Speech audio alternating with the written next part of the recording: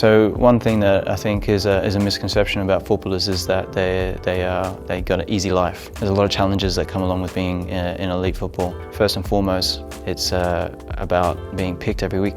And if you don't get picked or you get injured, it's about dealing with that. And players work hard, especially this pre-season. The gaffers come in with a really strong way of developing a mindset that's stronger than everybody else's. And the boys are adapting and going beyond what they probably would normally do.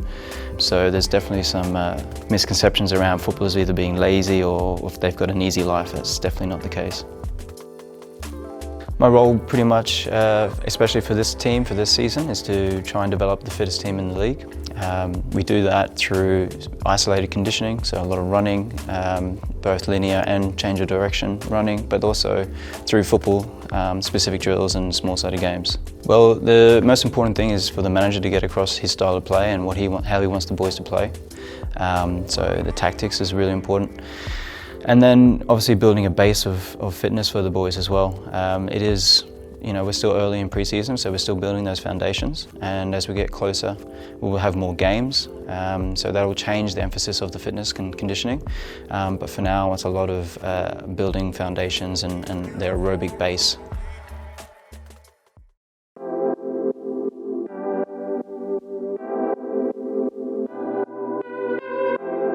We have a meeting at 7:15 a.m. with the manager and the coaching staff, myself, the doc, and our head physio, Aaron. And we go through the plan for the day. It will typically start with going through who's available for that training day, who's injured, and who may be modified. And then we'll go through the session detail and how we fit everything in that we need to achieve for that day. And then we'll go ahead and start planning what we need to have in place and what we need to do for that day to make sure we optimize what the gaffer wants. Pick it up, pick it up, pick it up. Feet up, feet up, feet up, feet up, feet up, feet up, feet up.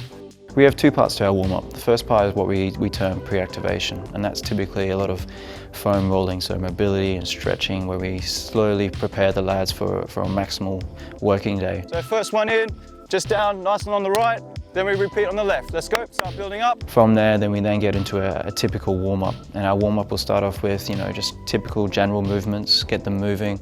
A lot of the time, especially on tour and pre-season, they're very stiff and sore.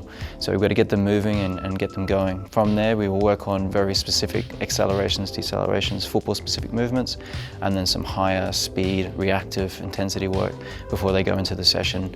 Our job is to make sure the lads are mentally and physically prepared for the training session ahead. 3, 2, For us, our main focus will be to support the gaffer and the coaching staff as much as possible when they're putting on the drills.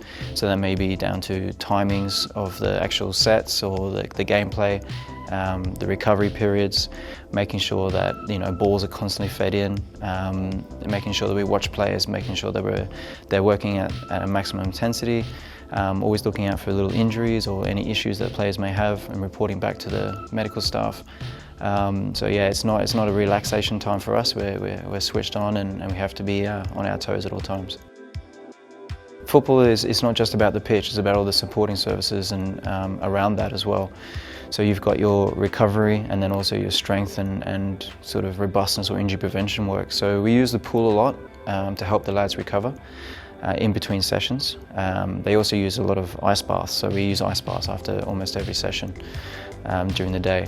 The gym work, because they're on the pitch a lot during pre-season, we don't get too many opportunities to do a lot of power and speed, strength work in the gym. We do a lot of that on the pitch. So a lot of our gym work will be based around building up a robustness so the players can handle loads of training and football and get them prepared to handle the games that will be coming thick and fast.